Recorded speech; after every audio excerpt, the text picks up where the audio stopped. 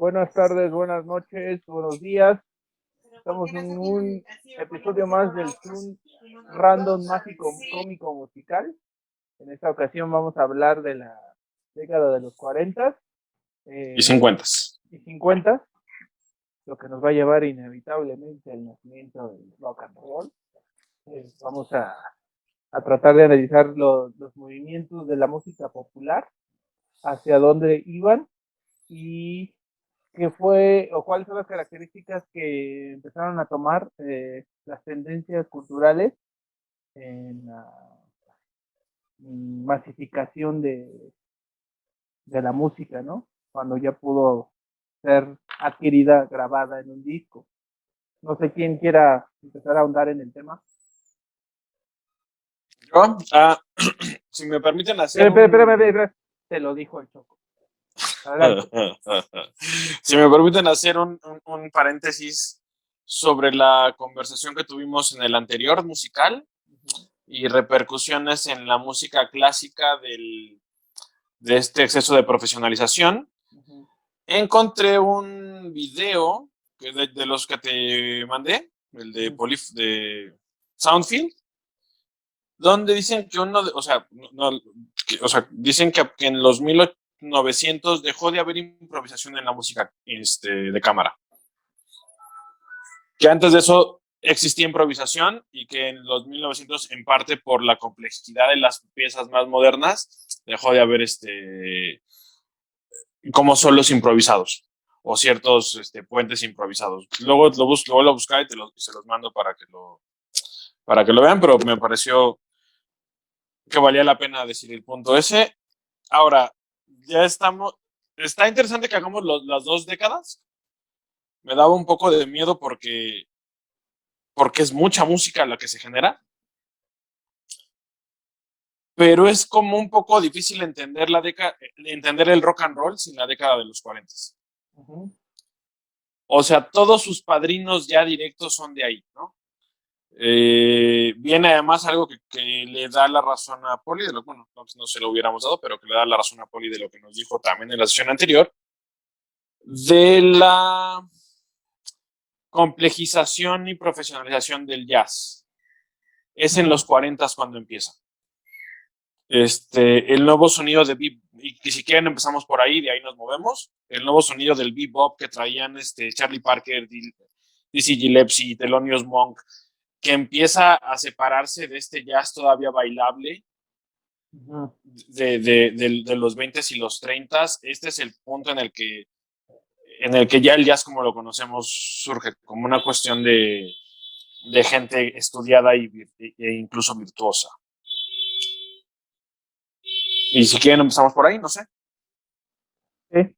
La, bueno, ¿cómo se da esta separación del Big Bang de esa corriente del jazz? A ver, platícanos. La parte de lo que encontré, y de hecho también es el fin del Big Bang, del Big Band. O sea, los 40 son la última década en la que son digamos, un negocio tan rentable, ¿no? Uh-huh. Surgen, según algunos de los videos que encontré, porque los clubs se hacían cada vez más grandes. Entonces, o sea, para entender de dónde viene el Big Band, los Uh-huh. clubs se hacían más grandes y como no estábamos en los tiempos del sonido electrónico, era muy difícil llenar las salas, entonces se tuvieron que hacer más grandes las bandas se convirtieron en orquestas. Y el Big Band se encarga más bien del sonido del swing y es Uh-huh. completamente bailable. Y me parece, a mi entender, no logro encontrar suficiente información, pero a mi entender es como la separación necesaria para que el jazz siguiera siendo arte. Porque lo cierto es que el jazz de los 40 se aleja del sonido bailable casi por completo.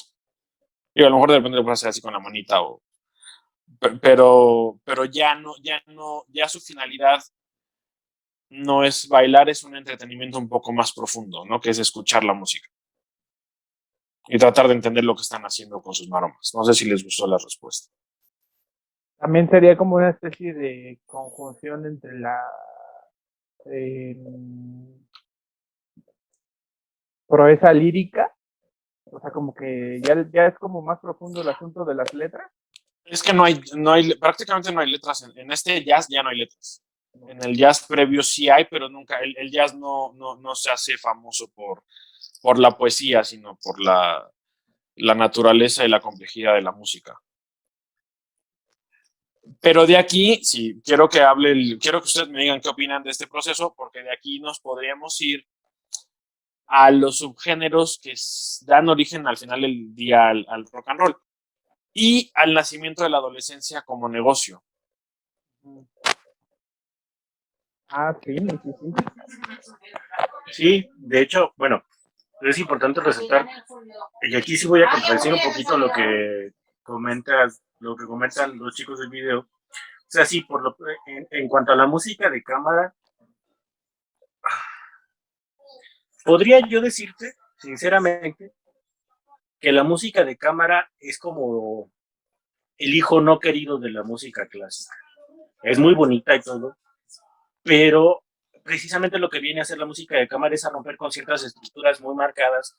Por ejemplo, no alcanza a ser sinfonieta, pero tampoco alcanza a ser una suite. Entonces es como ese hijo no querido, como si fuese nuestro querido amigo, no quiero decir nombres para no evidenciar a Alicia, no es cierto, no.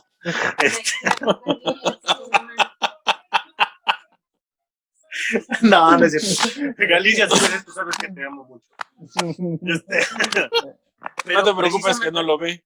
Ah, perfecto. Es el gnomo no deseado más querido por nosotros. Exactamente. Sí. Pero justamente la música de cámara es como este permiso que se da a la música clásica de experimentar otros sonidos, de experimentar otro tipo de formas de hacer música, ¿no? Y sí se viene como estancando porque llega un momento en el que precisamente la música de cámara ya no transmite el mismo mensaje, es decir, es como si yo estuviese viendo la misma, buscando a Nemo después de la, ¿qué te gusta? Centésima vez, ya me sé cómo va la escritura, así pasó con la música de cámara. Sin embargo, sí podemos encontrar en este tipo de ¿cómo llamarlo? Formación musical, el nacimiento de lo que podría ser el jazz, es decir, muy perenne, pero sí se empezaba como a jugar con la improvisación y este tipo de cosas. Sin embargo, sí considero que en los 1900 sí hay improvisación. En la clásica. No, a lo mejor, no en la clásica ya no. Bueno, es que es lo que decía el video y era como el argumento relacionado con lo que habíamos platicado de la complejización. Ajá. Que había dejado de haber improvisación, que antes de ese tiempo había, pero si quieres nos centramos en el tema de los 40s. Allá iba. Es que justo el asunto con la clásica es que se separa así, de sopetón. Ya no hay mucha... comienza a diversificarse la forma de hacer música, comienza a diversificarse también el público al que esa música llega. Y es aquí donde refuerzo el punto que les dije la vez pasada. Es la música popular la que termina alimentando a la música clásica, ¿no? Empieza la era de los nacionalismos, que va juntito pegado con el impresionismo alemán, ¿no? Entonces, toda esta fuerza le termina dándole forma a lo que es la Big Band y a lo que es el jazz. O sea, vuelvo al punto, es un círculo que se alimenta constantemente.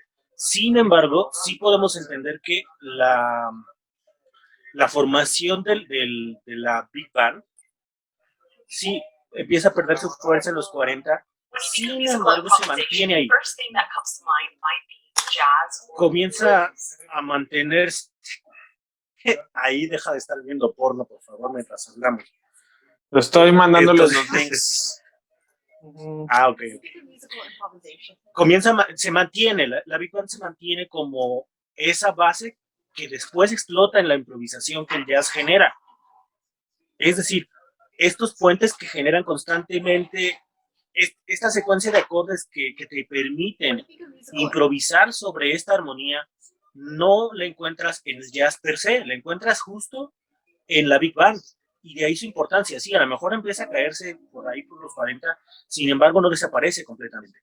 El jazz es el que toma esta formación musical, le agrega otros instrumentos y termina de darle forma a todo lo que la Big Band hizo antes del jazz. Entonces, sí existe improvisación, pero volvemos al punto. No en las altas esferas, otra vez aquí, abajito, en los mortales. Que después con la profesionalización y conforme el jazz va creciendo y va ganando terreno, pues regresa otra vez a la música clásica esta manera de hacer música. Me la mamé, lo sé. Sí, un poco. Ok, ¿centra esto o danos tu experta opinión, querido dictador tirano? Pues es un poco también apoyando un poco la idea del Poli en ese asunto de que la música popular sí alimenta un poco el asunto de la música clásica, porque como que llegas a un límite como de creación. No sé qué es lo que pasa cuando empieza la música grabada que hace que también la música de cámara ya no, como que ya no hace algo innovador dentro del mismo ámbito académico. Entonces sí se tiene que nutrir del asunto popular. Yo no le encuentro otra explicación, porque aparte la música popular está hecha así como lo dije esa vez, que era como algo, como yo lo veo y como yo lo interpreto, a lo mejor mi error hace que otro se dé cuenta que lo que yo estoy interpretando como erróneamente está creando algo nuevo. No sé si me explico. Además, aquí, si mal no recuerdo y si mi memoria no falla, pero corríjanme si estoy mal, justamente en esta década es cuando el señor Aldous Sachs inventa ese instrumento maravilloso que termina de darle forma a lo que es el jazz y que es incluso uno de los instrumentos principales de una banda de jazz. El saxofón es como el apade del Híjole, ahí sí te lo voy a discutir un montón, porque date. Sé si tienes y no soy músico, bueno, si tienes un instrumento dominante en el jazz. Hay una percepción, hay una representación social del saxofón como el instrumento del jazz, pero pues, realmente con piano puedes hacer lo mismo, con el bajo puedes hacer lo mismo, con aguas. No, espérame. Con la guitarra puedes hacer lo mismo y tienes un montón de monstruos en todos estos instrumentos. Híjole. Okay, entonces yo creo que la preponderancia esta que tú consideras, porque no sé si también, o si tú y Abraham consideran esta preponderancia del saxofón, me parece que es un poco alimentada por el mito hollywoodense. No, te voy a decir porque incluso antes del saxofón tuviste a los trompetistas, que además siguen siendo una de las fuerzas motoras del jazz, ¿no? Entonces, por ahí no me convence el asunto del saxofón. Yo sí estoy un poco más del lado del que dices que sí fue algo hollywoodense, pero en el consciente colectivo internacional. Claro, pero no porque Lisa Simpson lo tocara, quiere decir que es... A ver, no, pero Lisa Simpson ya es de los 90. No te la tires para... Cálmate, si es sangrante, Choco, por favor. ¿Sí? O sea, no, a ver, espere, se me están perdiendo los dos. A ver, ya. Está bien, ya. Y voy a utilizar de ejemplo al señor Louis Armstrong, este bonito trompetista. Él nace con las Big Band. No. Él es previo a la Big Band. Bueno. Él es de la primera generación de jazz y la Big Band viene después. Ok, pero ve todo ese desarrollo. y lo vi al final de cuentas. Y te voy a decir por qué defiendo al saxofón como un instrumento ponderante, pero sí el instrumento que terminó de dar voz y forma a ese movimiento musical. Esta cosa, bonito clarinete que a algunos no les gusta, era como el instrumento que en cierto sentido también llevaba la voz cantante en muchas cosas, porque es como en la Big Band, porque además es como el violín de las orquestas, de la parte de los alientos, por la tesitura que alcance, por varias cosas. Pero a final de cuentas, cuando el señor Aldous Sachs termina de inventarse este bonito instrumento, le da esa voz perfecta que el jazz necesitaba. Además, la capacidad tímbrica de ese instrumento y la capacidad de improvisación, incluso pese al registro que tiene, que realmente no es muy grande, es una maravilla. La capacidad tímbrica, insisto, la capacidad tímbrica del saxofón es lo que termina de darle y redondear el sonido del jazz. Híjole. Tú no te puedes imaginar un Take a Five sin el sonido del jazz. Sin el sonido, perdón, del saxofón. Sin el sonido del saxofón. Sí, tienes razón. Lo puede hacer la guitarra, lo puede hacer el piano, lo puede hacer incluso el clarinete. Sin embargo, no te vas a ver igual y no lo vas a escuchar de la misma forma un Take a Five sin el saxofón que con el saxofón. A ver, pero espérame, o sea, porque estamos, como dijiste la otra vez, con nuestros pensadores que nada más buscan los números que les convienen, ¿no? Porque pues es como si yo te digo que no puedes considerar una Round Midnight sin el piano, pues no. Ok. O sea, insisto, no hay una preponderancia. Si acaso es una cuestión hollywoodesca, que pensemos en que hilemos saxofón y jazz. ¿No? Pero es que una cuestión hollywoodense, pero que funciona, güey. Que funciona, no, pero más allá de eso, estás concibiendo el sax a través de Hollywood. No, tú lo estás concibiendo a través de Hollywood. No, señor. Yo ¡ay, tiro! ¡Me la malamita!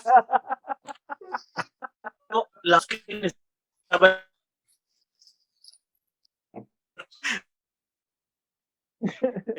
ya se trabó. Ya, le pusiste gancho al hígado y ya se quedó. Instrumento preponderante, como bien lo dices. A ver, ahí me escuchas.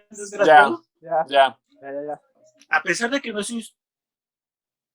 Ya no. Te dije que no te excedieras. Págale a Slim. Agua Slim, no se fuera. A ver, como bien lo dices, a pesar de que en el jazz no hay un instrumento preponderante, esa te la compro, porque tienes razón. Y precisamente esa es la ricura del jazz, ¿no? Que se presta a que todos los instrumentos tengan la voz cantante. Y eso es algo que se agradece. Incluso hasta las violas. Y me van a perdonar las violas que luego nada más no hacen ni madres, pero bueno. Pero es el saxofón antes de Hollywood y antes de que Hollywood ¿no? Lo que le da la voz al jazz. Lo que termina es como la parte del círculo que te hace falta. Eso es el saxofón en el jazz. Y a lo mejor me van a matar muchos, pero insisto, el sax es el instrumento que vino a cerrar el círculo del jazz. Mira, lo divertido de esto ya es que si Hollywood, con todo lo que Hollywood es, ¡pum! Si algún jazzista llega a escuchar esta madre, güey, se van a cagar de la risa los tres. Sí. Entonces, todo está bien. Sí, seguramente. No comparto tu hipótesis. Creo que lo que habría que resaltar es este cambio, o sea, para mí lo que habría que resaltar es esta separación de lo que es el Big Band, de lo que ya después se va a considerar como este nuevo jazz, la complejidad que viene con estos nuevos artistas, y que creo que es esta separación lo que permite que los otros géneros que vienen atrás brillen, ¿no? Y abro otra ruta de conversación, si la quieren.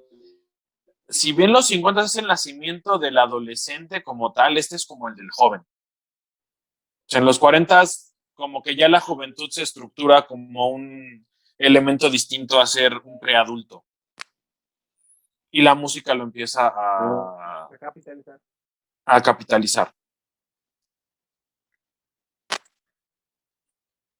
No sé qué. Ya se volvió a trabar el sol.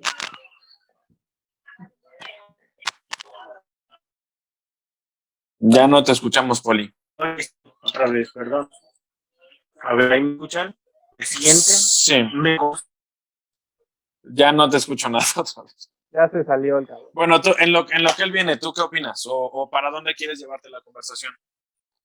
Es que yo siento que hay que ubicar bien el momento exacto en que esa decisión del jazz se va convirtiendo o va dándole pauta a los bluseros. ¿A los qué? A los bluseros. Pero el blues es anterior también. Por eso, pero para esa conjunción que se hace para el rock. No sé, no, pero es que eso viene después, eso es a la parte que quiero llegar, pero necesitas, no es el jazz la que lo hace, esa es la parte interesante. Es el rhythm and blues. No olvidaba, o sea, de ese el que le da como ese el último eslabón es el rhythm and blues. Pero por eso para mí es tan importante el hecho de que el jazz agarra su pedo, o sea, ya agarra su pedo y yo creo que incluso dejaría de ser música popular como estábamos entendiendo las demás. ¿No? Empieza a complejizarse y a hacerse más de nicho, ¿no? Es mi muy humilde opinión. Pero entonces vienen las y también como se va acabando el swing, o sea, como que se va volviendo música de adultos, tienes un montón de otros, bueno, no un montón, pero tienes entre 3 y 4 géneros completamente nuevos que además son netamente juveniles. ¿Cuáles serían esos géneros netamente? ¿Cuáles serían? El primero es el crooner, que les había dicho la vez anterior, ¿no? Que el más grande de la época fue Bing Crosby, pero creo que nadie puede negar que el más famoso, el más reconocido y el que termina siendo la cara del crooner es Frank Sinatra. En algunos de los artículos que leí decían que de hecho Frank Sinatra es el primer artista adolescente o sea, que podrías considerarlo por el tipo de fans que generó. Junto con este asunto crooner está el doo-wop, que para nosotros, si lo escuchas ahorita, sería rock and roll, pero es como esta música muy sincopada y con mucho coro, y que es el primer género que va enfocado directamente a mujeres jóvenes. Y ese ha de estar también como que también configurado con ¿cómo se llamaba el de los negritos que cantaban en la iglesia? Los gospels o los spirituals. No hay el soul es el que se relaciona más. Buen punto. El soul es el que se relaciona, creo, más directamente con eso.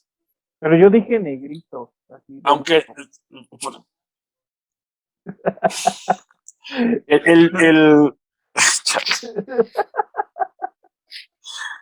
pero bueno, ese es, o sea, están los crooners, está el doo-wop, el country tiene así como una explosión importante y como que al final de la década pega fuerte el rhythm and blues.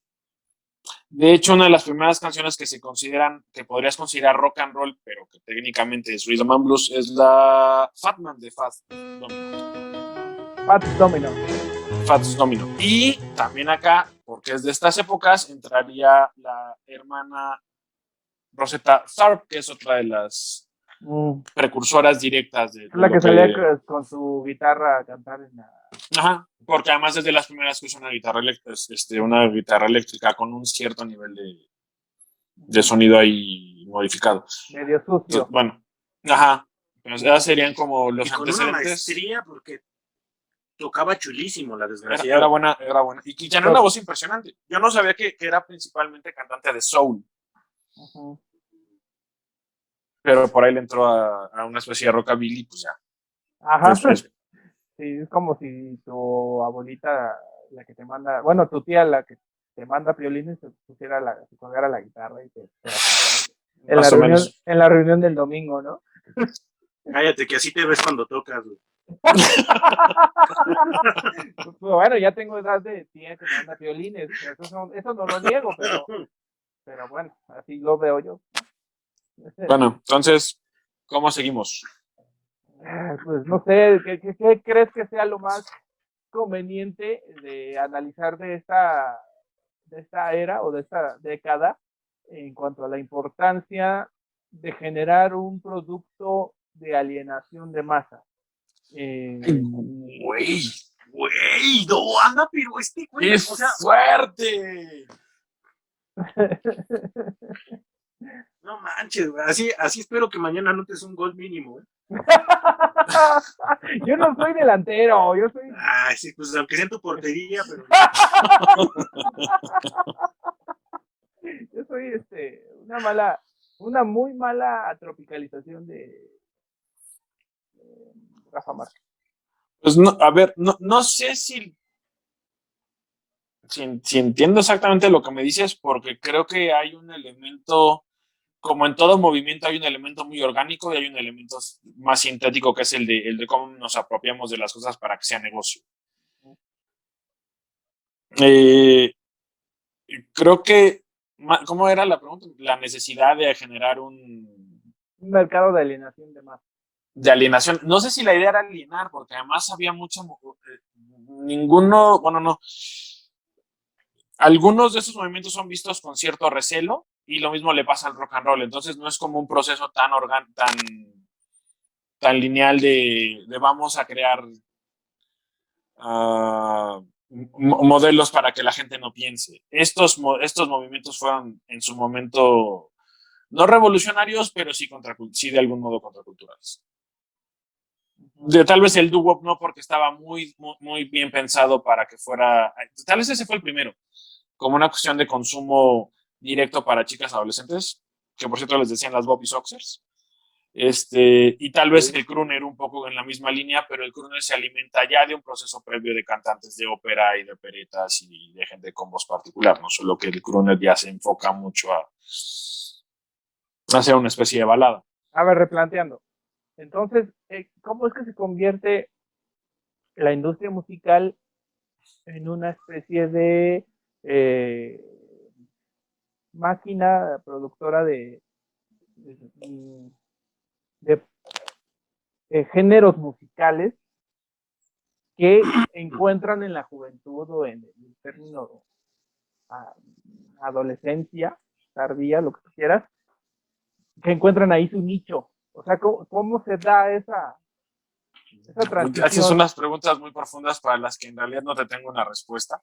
Y creo que tú tampoco la tienes. Sí, porque a mí también me da curiosidad. Estás muy alebrestado. Pero yo te diría que que ahí es resultado de la velocidad en la que se transmite la información. Que si bien para nosotros no es la gran cosa, para ese momento el hecho que tuvieras el teléfono, que tuvieras la radio, la cual te permite generar tendencias, lo cual antes realmente no podías hacer.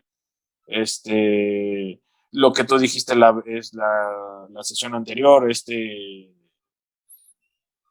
ingreso que es más fácil, o sea, este excedente de ingreso que te permite gastar, que te permite consumir. Uh-huh. Los cambios materiales en términos de trabajo, entras más, ya no trabajas desde la infancia, hay mayor salud, vas a las escuelas, lo cual o sea, es como este proceso que te va generando nichos que alguien se da cuenta que se pueden explotar. Dime, Poli. Además, tenemos que tener en cuenta que en ese entonces estábamos en plena Segunda Guerra Mundial. Y la música tiene una cuestión muy importante.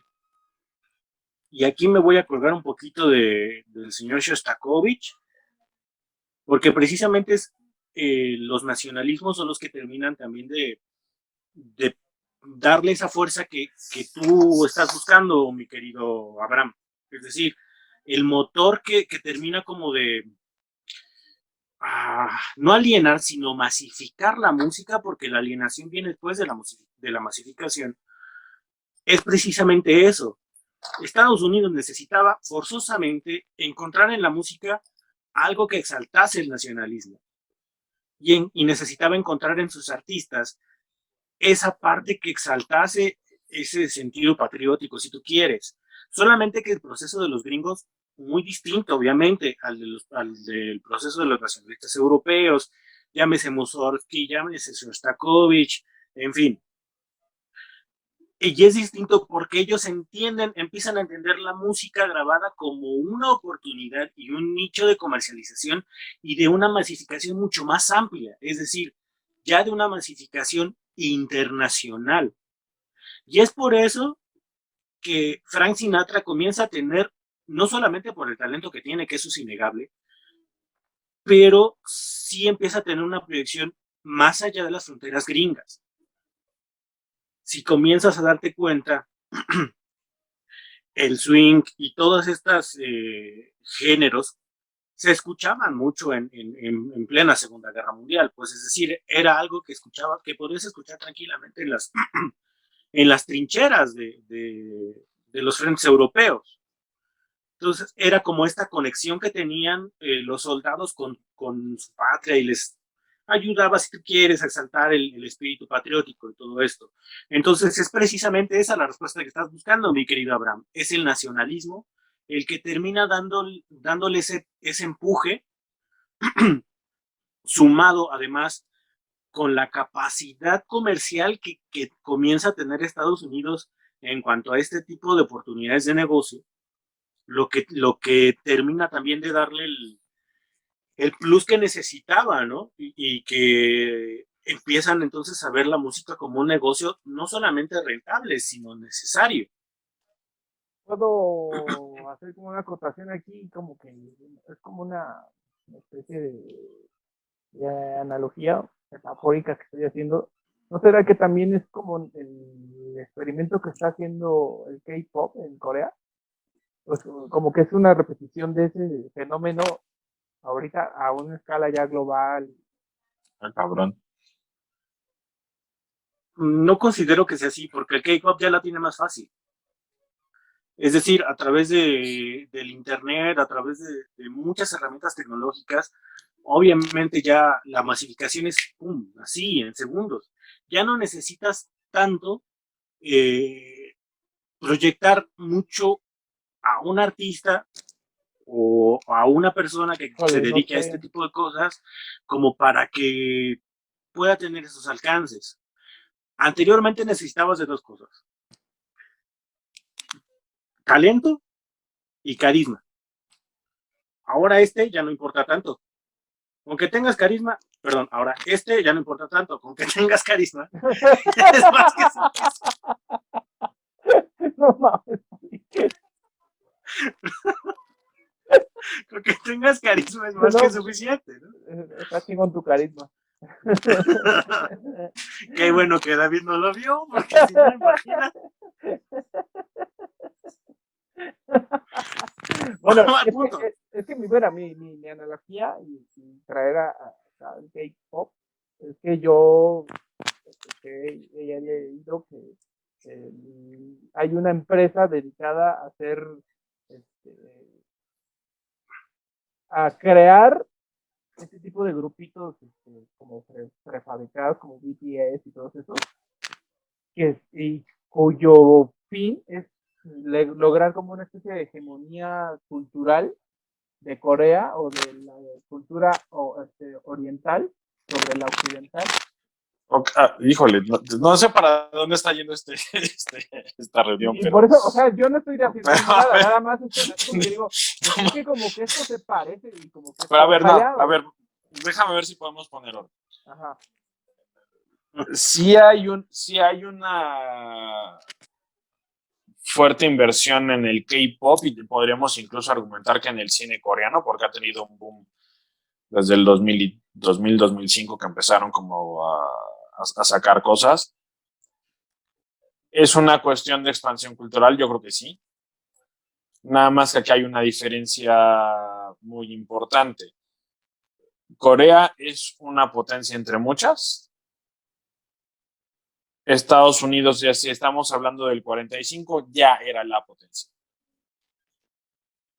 Sí, hay también una explosión hacia el exterior de artistas y de cultura, porque además, o sea, tenemos que recordar que todo el mundo adoptó el rock and roll. O sea, Bueno, en un lapso de 5 años, todo el mundo había adoptado eso. el jazz se conocía en muchos lados. Sí hay una cuestión, no sé si únicamente de nacionalismo, como decía el Poli, o de una especie de imperialismo cultural, ¿no? De que sabían que de que esa era la forma de llegar y extender sus valores, porque además pues, el rock and roll es libertad y es y además se veían los autos, o sea, era como una cuestión muy Que hacía como congruencia. como un paquete ya organizado, porque además es el boom también de Hollywood, Ujú. ¿no? Con la Segunda Guerra Mundial, Hollywood, o sea, lo que nosotros entendemos con la industria cinematográfica estadounidense es que cobra fuerza. Y siempre hay un elemento hacia el exterior, aunque en ese entonces las películas tardan mucho, siempre terminamos viendo que una película estadounidense eventualmente. Ujú. No sé si eso ayuda un poco a centrar tu idea hasta del K-pop Ajá, sí, más o y menos. los inicios de la música pop. Creo que por ahí es donde la podríamos encontrar. No sé por dónde quieran llevar esto. Pues no sé, yo ya me perdí. Creo que esa es la parte más No, pues importante es que para ya mí. se fue por la banda de Luxo. Ok, entonces ¿qué les parece porque esto está como por todos lados, qué les parece si nos reenfocamos? Estamos en la transición del Big Band, del jazz Big Band y luego a este jazz ya como una cuestión más compleja. Y por el otro lado empiezan a surgir un montón de géneros nuevos que cubren tanto lo que el jazz ya no está haciendo como lo que el swing va a dejar de hacer con el 45-46 porque se agota también como tendencia musical. Tenemos entonces, creo que el fundamental aquí en estos años es el rhythm and blues y que es donde ya encuentras casi todos los elementos de lo que eventualmente será el rock and roll, ¿no? En 5 años más se va a convertir en rock and roll. Ok, vamos a terminar esta y seguimos en otra sesión, ¿va? Va, como quieran. Ya se acabó el tiempo aquí. Vale. Ahí va, entonces les mando la invitación. Va.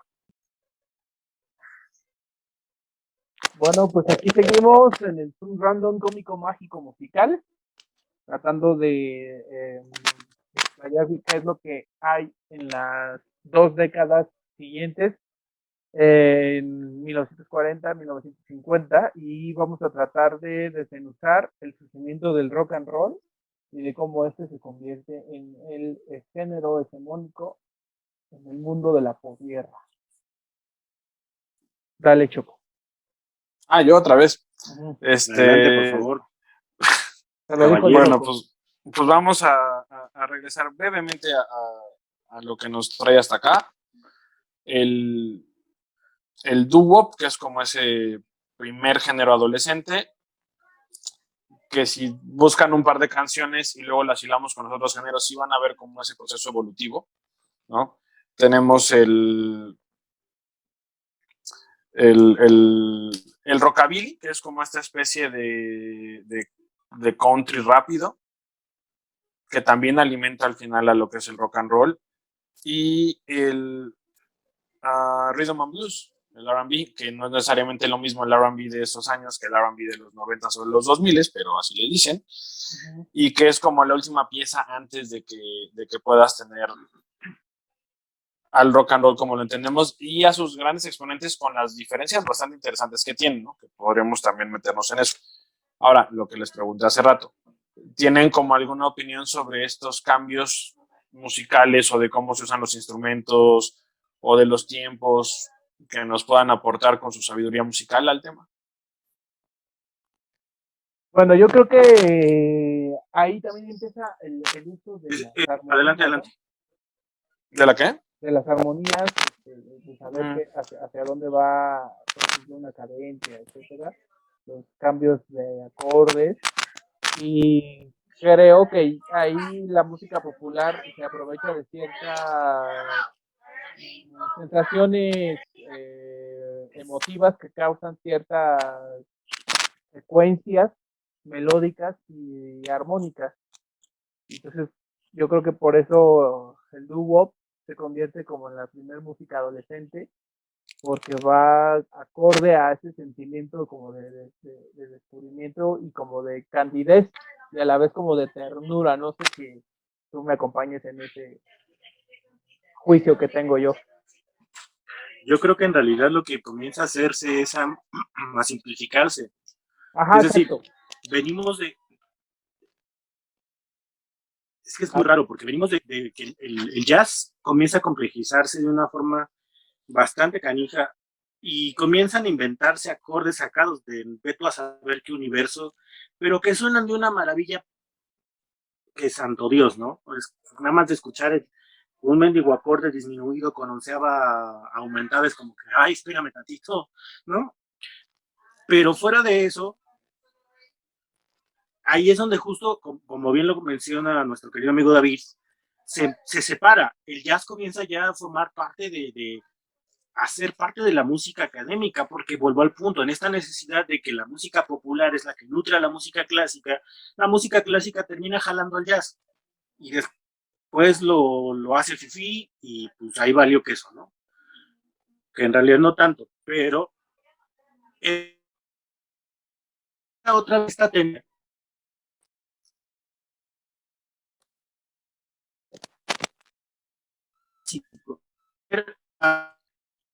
los binarios,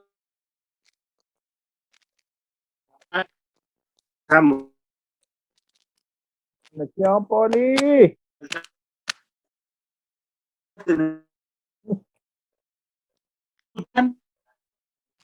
Se está acordando mucho, Poli. Espérame, déjame de red, espérame, aguántame. Estaban poniéndose interesante y te cortaste. Ay, ese Poli. Es que mira, yo en ese aspecto de por qué la música se convierte como en esa masificación,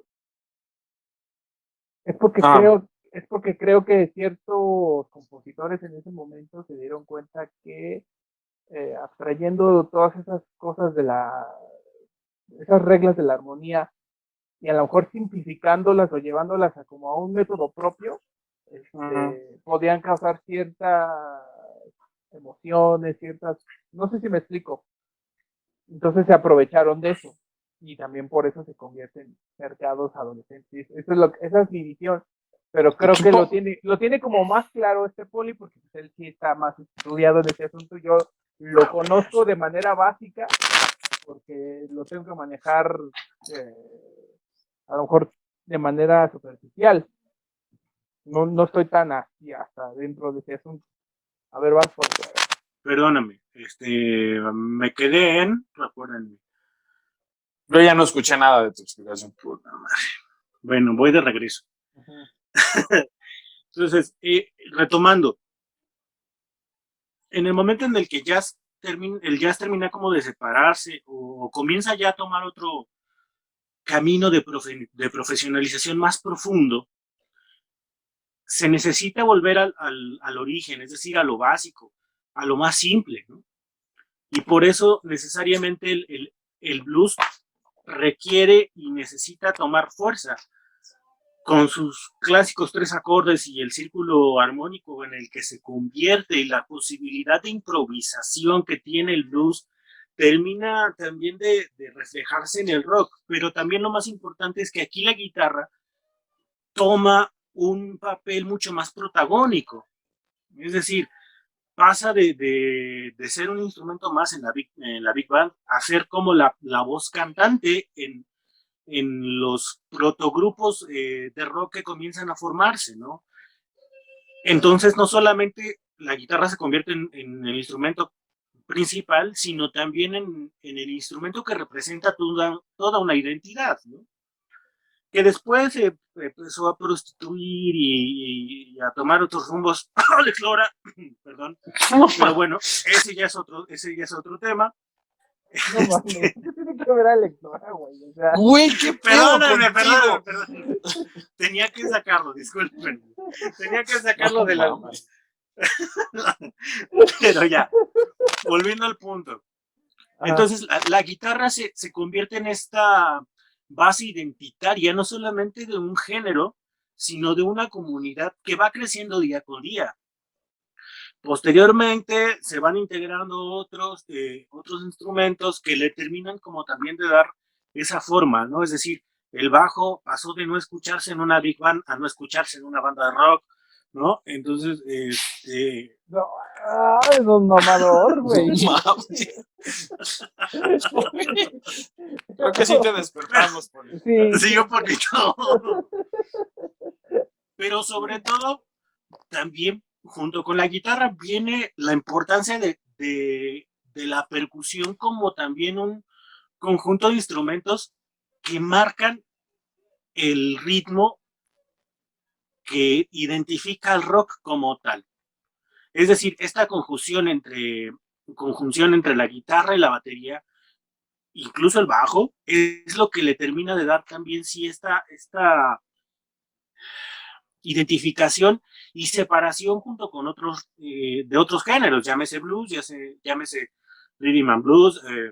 Entonces nace ahí justo en el momento en el que la guitarra junto con el bajo y la batería forman otra manera de hacer música, es cuando podemos entender el rock. Sí, es como bien lo mencionaste, en cuanto a los instrumentos que se van integrando, son esos. Después, posteriormente, con el paso del tiempo, se van integrando más guitarras, se van integrando algunos otros instrumentos, pero la base identitaria del rock como tal son esos tres: guitarra, bajo y batería.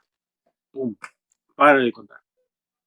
Y obviamente la capacidad ahora de improvisación que también llega a tener y la amplitud con la que este género también tiene, se desarrolla en las masas. Es decir, el rock sí es también parte muy importante de una identidad rebelde, si tú quieres llamarlo de esa forma, pero comienza a tener más importancia que otro tipo de géneros. Es decir, el jazz comienza a tener ya un público muy específico, el blues incluso también empieza ya a tener un grupo muy específico, pero el rock es lo que viene a romper no solamente con los esquemas de formación musical que veníamos manejando, la banda de jazz, la big band,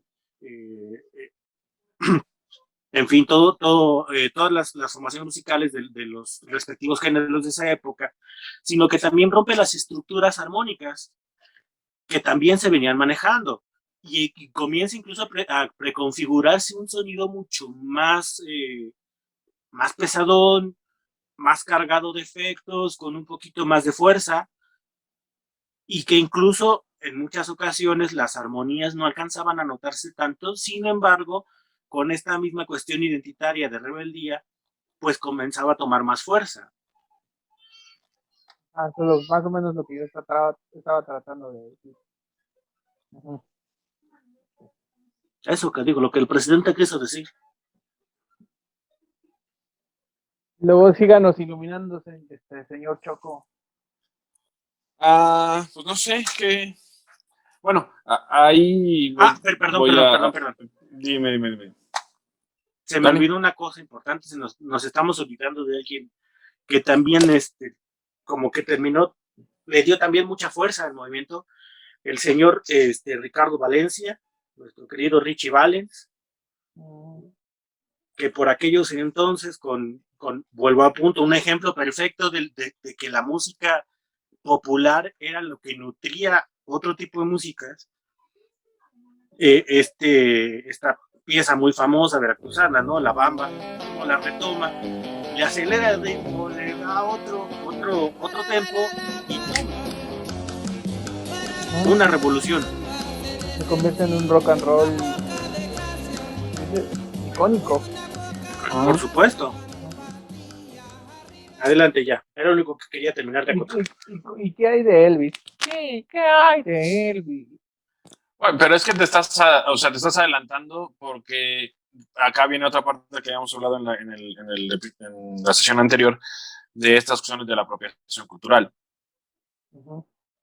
No, las primeras voces del rock and roll son negras, pero como no pueden llegar tan lejos, es que empieza a hacerse el espacio a... O sea, ahí sí tienes, por ejemplo, un proceso muy mediático. De a ver, o que necesitamos, o sea, tenías a Chuck Berry, a Little Richard, ¿a quién le vas a poner enfrente? Pues ahí es donde empiezan a buscar y te encuentras a monstruos como Elvis Presley y Jerry Lee Lewis, que a la gente se le olvida, pero eran como, creo que los dos exponentes blancos que hacían un rock and roll más cercano al rock and roll negro, ¿no? Así, o sea, agresivo, un poco sucio, ¿no? Porque después por otro lado tienes a Bill Haley, que era como un rock and roll muy, muy fresa. Aunque ahorita de repente ya no, o sea, si tú escuchas un disco y otro, tal vez no encuentres mayor diferencia.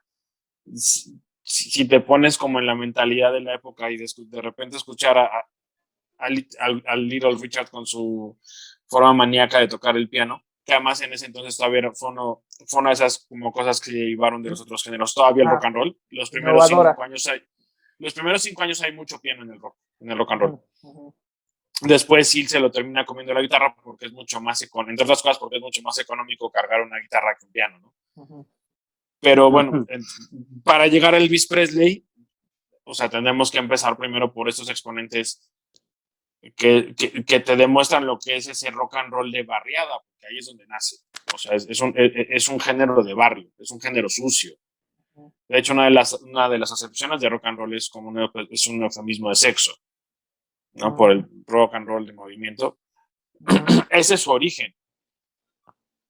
Y lo van puliendo y van encontrándole diferentes figuras hasta que llegamos al rey del rock, ¿no? Exacto. Sí, pero bueno, como bien lo comenta Shoko, Elvis es como la necesidad blanca de retomar algo que sabían que estaba creciendo de una manera bastante importante y darle la vuelta para poder hacer, sí, negocio de eso, vamos a llamarlo de esa forma, es decir, para poder tener mucho más alcance, porque no es lo mismo presentar a un niño blanquito con ganas de ser rebelde, que retoma ciertas cosas y que, como bien lo menciona David, se acerca más a ese sonido natural del rock, que presentar a un negro tocando una guitarra, cantándote canciones de protesta de por qué lo latigueaban, ¿no? O cositas así. Entonces, no es lo mismo, pues. Hay una necesidad intrínseca de tomar esa parte cultural, volvemos al punto, porque en cierto sentido, Estados Unidos, toda la mayoría de su historia ha abogado por encontrarse culturalmente. Es decir, no podemos, y aquí a lo mejor me voy a atrever a decir algo que puede ser o puede no ser, pero si vemos con profundidad, Estados Unidos ha encontrado esos pequeños atisbos como de una cultura bien formada a través de ese tipo de música. Es decir, del otro lado del Mississippi, ¿no? En la parte de Nueva Orleans, si tú quieres, toda esta parte que realmente sí tiene como una identidad bastante bien formada. Entonces, constantemente se ve en esa necesidad, al no encontrarse culturalmente, forzosamente tiene que verse en esa necesidad de retomar otro tipo de culturas que se desarrollan dentro de su territorio, pero con el cual no se siente plenamente identificada, darle la vuelta, presentarlo a través de un personaje nuevo, y entonces ahí sí, ¡pum!, explota, ¿no? Solamente así podemos entender entonces esa parte como cultural de los Estados Unidos, pero sin las voces que realmente le dieron la magia y la forma que tienen. A ver, y aquí disculpen que otra vez vuelva a hacer una analogía, pero entonces es lo que está pasando con el reggaetón. Ahora, ¿qué?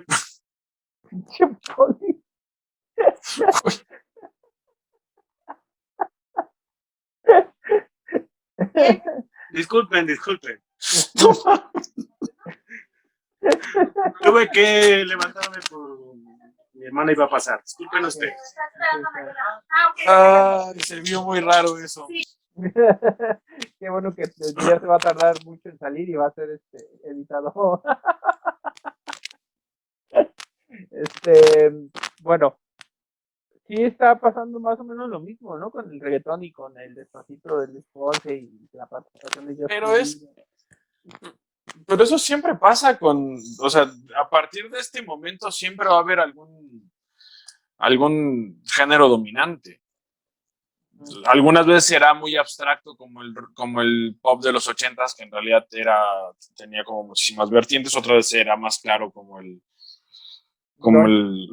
rock and roll o el grunge o el reggaetón. Ahora, lo interesante del reggaetón en todo caso no es que sea masivo de tal manera, sino que en realidad es un género que viene de Puerto Rico. Uh-huh. O sea, el que haya un género no particularmente complicado, porque esos son, creo que cosas que hemos dicho, ha dicho Polito un poco. Hay géneros que se complejizan, pero eso los aleja de lo popular, ¿no? La música popular, salvo lo que ustedes me puedan corregir, es en esencia sencilla, porque tiene que ser relativamente fácil de tocar y fácil de seguir. O sea, no sé si te está dando un aneurisma o estás haciendo caras por el argumento, No sé, pero no estoy seguro. si no concuerdas conmigo, tendrías que darme algún contraejemplo, ¿no? Porque prácticamente el blues es música sencilla. Yo creo que incluso si te vas al tango, a lo que es la base del tango con el acordeón o con el violín, tampoco es tan complicado, porque es música que tenía que tocarte en cualquier bar para que pudieras bailar. Claro, claro. Por supuesto. ¿Quieres una excepción, por ejemplo, y te la doy yo solito? El flamenco. El flamenco es hiper complejo y es música popular, pero es una excepción. Pero bueno, sí, a ver, les dejo eso. Incluso bueno, con el tango, pues sí, tiene una base rítmica bastante buena, que además tiene que ver no recuerdo exactamente la escala, pero sí tiene familiaridad con el flamenco, y una familiaridad bastante interesante, sobre todo con el patrón rítmico, ¿no? Porque el patrón rítmico del tango viene de la milonga uruguaya, ¿no? Pues es que es lo mismo, güey. Igual viene del flamenco y viene del asunto la conjunción de la cultura española con la africana. Sí, estoy de acuerdo. Sin embargo, sí es importante tener claro el asunto de los patrones rítmicos. Porque, ok, sí tiene familiaridad, pero no se hace de la misma forma. Una milonga suena distinto al tango. A pesar de que tengan el mismo patrón rítmico, es distinto. Porque, como bien lo menciona David, los instrumentos que intervienen en uno y en otro le dan esa potencialidad tímbrica que alcanza a distinguir uno del otro. A pesar de que sea el 1, 2, 3, 1, 2, 3, 1, 2, 1, 2, 3, 1, 2, 3, 1, es igualito. Es el mismo patrón rítmico. Sin embargo, no puedes, en tu cabeza o en tu imaginario, no puedes tener la idea de un tango sin un bandoneón. Mínimamente. Entonces, es justamente ese tipo de los instrumentos que intervienen lo que les da la capacidad tímbrica que distingue un género del otro. Ahora, la cuestión del reggaetón es un fenómeno muy aparte, porque el reggaetón es meramente comercial. Sí, tiene un patrón rítmico bien claro, bien especificado. Sí, sí puedo decirte que es música, porque sí cumple con las tres características de la música: ritmo, melodía, y no recuerdo el otro. Y armonía. Sí, y armonía, ajá. Sí es música. Sin embargo, es una música que nace dentro del nicho comercial, ¿no? Que sí funciona como una cuestión identitaria, y que gracias a la globalización otros adoptan y comienzan a hacer su reggaetón, y que si alcanzas a distinguir uno del otro, aunque sea poquito, pero se alcanza a distinguirlo. Pero no debemos perder la brújula con respecto a ese tema. ¿Por qué? Porque estamos hablando de cuestiones y de movimientos musicales que forman parte de una identidad bien estructurada. Y con esto no quiero decir que los dominicanos no la tengan, o que los que se dedican a hacer este tipo de música no la tengan, pero sí hay diferencias muy claras. La forma de hacerlo, la estructura en la que se hace, incluso la forma en la que nace. Es decir, se necesitan romper patrones para poder decirte que hay una evolución musical de de una forma de hacer música a otra forma de hacer música. Y te voy a poner el ejemplo.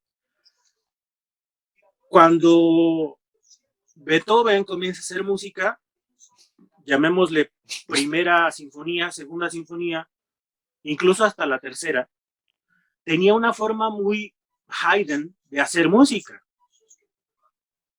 Después, con el nacimiento del pianoforte, el cuate se da cuenta que tiene una capacidad de hacer música de otras formas y rompe con las reglas y con las estructuras que venían manejándose de cómo se hacía música en ese tiempo. Y entonces nacen piezas como la Quinta Sinfonía, donde ya ves muchísima más fuerza, donde ya ves una forma muy distinta y escuchas una forma muy distinta de hacer música. Entonces, el reggaetón, perdóname, pero no rompe con esas estructuras. Es exactamente lo mismo. Por eso me atrevo a decir que sí tiene una gran masificación, pero no hay una identificación clara y no hay una ruptura de estructuras musicales con respecto a la forma en la que se hace. No se escucharon nada de reggaetón. Sí, ya no sé para dónde vamos, pero concuerdo cada vez menos contigo en este tema, Pauli. O sea, no sé para dónde va esta sesión, pero no. Por lo menos el reggaetón comercial. Bueno, no, pero es que tú estás hablando ya de un género terminado, de un género acabado, y este es un proceso que viene desde los 90s y que se alimenta y rompe con el dancehall. Ok. Espérame. No con el reggae como tal, sino con el dancehall y con el hip hop, porque es como dijo, ahí hubo una orgía medio rara y es lo que salió. Pero es un proceso evolutivo interesante que además, si quieres ser estricto, y ahí sí siguiendo al señor Chombo, te tendrías que ir a los 80s de Panamá, que es donde de hecho surge con el general y todo este movimiento danzolero en español. Entonces, tienes rupturas, tienes una cuestión identitaria, porque además es un género de barriadas, o sea, también como todo buen género popular, es un género que nace en las barriadas, que de hecho, cuando empieza como a romper, que es entre como finales de los 90s, o al menos, no sé si alguien escucha este galimatías que estamos haciendo, ya que nos ponga una fecha exacta, pero es entre finales de los 90s e inicio de los 2000s, está bastante perseguido en lo que es la zona caribeña. O sea, no es un género que guste.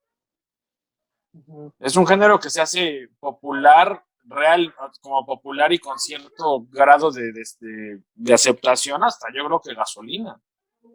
Ok, entonces ahí mi error fue en no especificar que me refería al reggaetón ya como al reggaetón actual, pues, porque obviamente todo lo que viene detrás de lo que hoy conocemos como reggaetón, pues sí es hablar de otra forma, sí es entender la música de esa zona específica desde otra perspectiva y desde otra forma.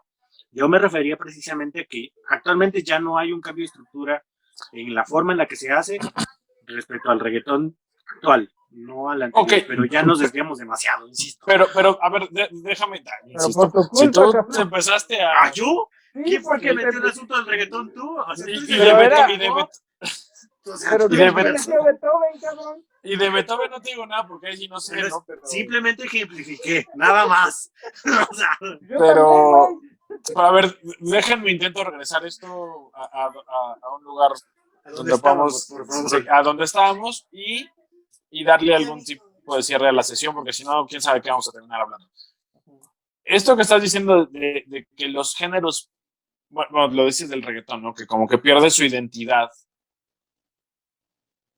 por la masificación, por el hecho que lo tiene que consumir gente de cualquier lugar, porque eso yo creo es lo que alimenta en el reggaetón el nacimiento de artistas tipo Maluma y Bad Bunny y J Balvin, que es como esta última generación que pese a lo que puedas pensar de sus letras, es bastante más, es una generación de reggaetoneros bastante más domada, ¿no?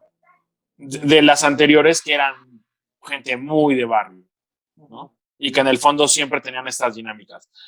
Creo que eso le pasa a cualquier género, ¿no? Y no lo habíamos visto antes porque este mundo musical es nuevo, o sea, estamos en los años de conformación, ¿no?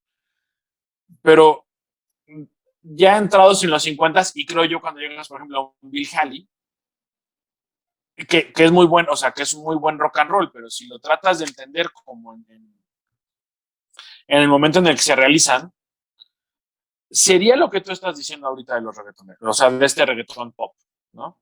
O sea, que ya no tiene como, o sea, ya no tiene nada que ver con la identidad porque es una versión súper limpia, es una versión súper trabajada que rompe completamente, no solo con los orígenes, sino con lo que los principales exponentes, incluso en el rock and roll blanco, estaban haciendo. Entonces, todo género termina, o sea, todo género que se hace lo suficientemente popular termina desvirtuándose. Quedan 10 minutos para Porque los códigos terminan por ampliarse. Y por eso, que eso es algo que yo descubrí aquí, los cambios musicales son más o menos cada 10 años. O sea, te toma 10 años que un género se acabe de conformar, logre popularidad y se haga tan popular que los códigos se tengan que deformar y modificarse para sustentar este nivel y que en última instancia es lo que te abre el paso a un nuevo género que cubra esos nichos que el anterior dejó al volverse tan masivo. Touché. Muy bien. Y nos regresamos ya al rock and roll. Pues yo creo que ahí nos quedamos, ¿no? Porque ya se va a quedar, ya se va a acabar esto. Ahora sí que hay que hacer una conclusión de... Pero es que además el Ronch and Roll pues, todavía tiene historia, mano. O sea, estamos en los inicios, ¿no? Todavía faltan 60, 70, en fin. Bueno, pero ya no es, ya es rock. Sí, claro. Bueno, sí, no, pierde el apellido como te lo dijo el Choco. Ajá, o sea, en los 60 ya se vuelve rock y cambia completamente, y cambian completamente los códigos que manejan. Sí. Y se aleja de la diáspora afroamericana. Eso sí. Se convierte en un asunto más global y más blanco. O sea, el rock de los 60 ya es muy blanco, muy bueno, pero con dinámicas distintas.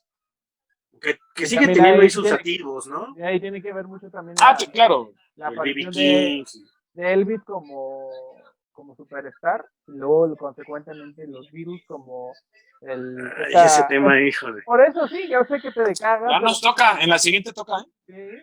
Sí, y vas a tener toca que Beatles. ponerte... No voy a venir a ese, porque me van a terminar de funar. Ahora sí la Conapred me va. Punto de vaselina. Pero bueno, entonces... Tu conclusión, querido dictador Kinsue.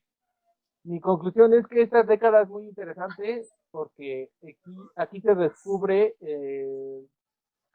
a los mercados de la industria musical y se descubre cómo podemos, a partir de la mezcla o de la apropiación cultural, generar un mercado masivo y cómo generar un género dominante en el consciente colectivo. Aunque han ido evolucionando, creo que esto es como el inicio de esa modernidad, porque a partir de la música grabada comenzó ¿cómo se dice? Estas tendencias, ¿no? Y aquí es cuando se consolida ya esa tendencia en la industria musical, de generar esos mercados y generar géneros que sean predominantes en ciertas épocas. ¿Alguien más? Vas. Luego, aventándome al ruedo, caray. Está bien. Pues, sí, como bien lo menciona aquí nuestro querido dictador, sí es una década importante, no solamente por el nacimiento, por lo que menciona, sino porque es el fortalecimiento de la música popular como la cuna de todas las músicas del siglo XX. Es decir, no podemos entender la música del siglo XX si no es a través de incluso el folclore y de la música popular, de la música barriada, como bien lo menciona David. No hay otra forma de entender la música del siglo XX si no es a través del populum, de la necesidad de que tienen pues los estratos más bajos de una comunicación y de una forma de expresión más allá incluso de la voz, ¿no? Y ahí el nacimiento de todos los géneros de los que hablamos hoy. Entonces, aquí en los 40, 50 es donde realmente podemos encontrar esa semilla que después germinó en todo lo que hoy conocemos y todo lo que hoy escuchamos. Si no hubiese existido un Richie Valens, si no hubiese existido un Louis Armstrong, posiblemente estaríamos hablando de otra cosa o no estaríamos hablando de esto, sinceramente. Entonces, hoy entender la música es gracias a esa década, a los 40 y a los 50 y a todo lo convulso que fue esa década con el asunto de los nacionalismos, con el asunto de la Segunda Guerra Mundial y la importancia que tuvo la música y cómo incidió dentro de la generación de una comunidad, y no solamente de una comunidad, sino también en una identidad propia. Gracias, querido público. Hasta aquí mi reporte, Joaquín. Muy bien. Señor Choco. Yo ya no tengo nada que decir. Ya lo hiciste enojar, ¿ya ves? O sea, No, está bien. Bueno, Está bien. No es tu culpa, David, No. Abraham. ¿Por qué mi culpa? Pues me lo hiciste enojar. Yo creo que 60 sí lo manejamos solo, ¿no? Porque ya empieza a haber muchos subgéneros. Sí, y aparte, Okay, para no divagar tanto, porque sí. que merecen atención. Valía la pena, creo, hacer 40, 50 juntos, pero bueno, sin hablar del reggaetón y de Beethoven. Pero, échame la culpa.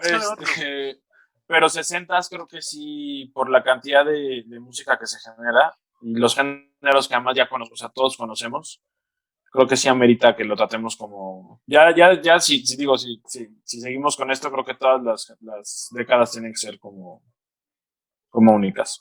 Uh-huh. Sí, estoy de acuerdo. Sí, porque además cada década ya tiene como una manera muy específica de desarrollarse. Ya no podemos estar como en conjunción. Y un anuncio parroquial nada más, no es por asustarte, mi querido David, pero la razón de que Abraham se esté dejando el cabello largo es porque se quiere parecer a uno de los de BTS.